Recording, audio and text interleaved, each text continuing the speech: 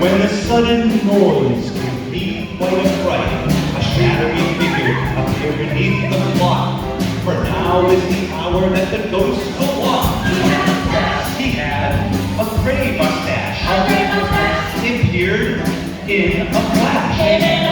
He held a bag of trash. And then he tried to dash. Chased his fool down into a darkened room. But all I found were a mop and a broom. Confused and scared were the feelings I felt. Then I heard the keys from his belt. This ghost was an actual man. He pushed a big trash can. I turned around and I ran.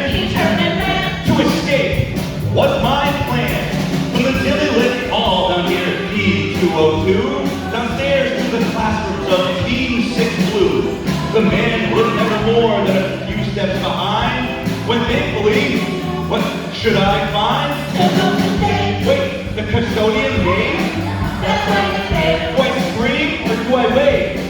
Am I scared or am I brave? I think we should dance. He did the G block match.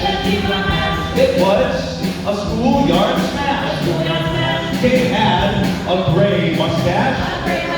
Thank you with the G block drifters. Thank you. Happy Halloween. Happy Halloween. Thank you very much. Thank you. Thank you.